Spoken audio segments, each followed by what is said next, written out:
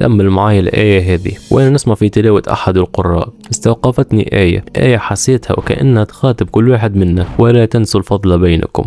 آية صغيرة أما معناها كبير، مس كل علاقاتنا، صحبة، أخوة، زملاء، وحتى زوجين، لأنه بطبيعة الحياة باش تجي لحظات فتور، سوء فهم، كلمة خرجت بالغلط، موقف ما عجبكش، وهون يجي النداء الرباني: ولا تنسوا الفضل بينكم. ربي يقول لك وقت تشوف غلطة من صاحبك ولا من شخص عزيز عليك، تذكر مباشرة الفضل اللي كان بيناتكم، مواقف الزينة، الوقفات، الخير اللي يجمعكم، الضحكة، النصيحة، العشرة. ما تخليش ظلة صغيرة تمحي سنين من المودة، ما تخليش لحظة غضب تد علاقة بنها الخير. خلي الفضل هو الميزان اللي يغلب لكفة العفو والتسامح. النبي عليه الصلاة والسلام يقول: لا يفرق مؤمن مؤمنة إن كره منها خلقا رضي منها آخر. يعني حتى كان شفت حاجة ما عجبتكش، تذكر المقابل تاع الحاجات الأخرى اللي تفرح قلبك. العلاقة الحقيقية مش اللي تدوم وقت الفرح برك، العلاقة اللي تحمل الخلافات وتعدي الزلات وتحفظ الجميل. ربي يجعلنا من الناس اللي ما ينسوش الفضل، ويرزقنا قلوب تعفو وتسامح وتبني وما تهدش. آمين يا رب العالمين.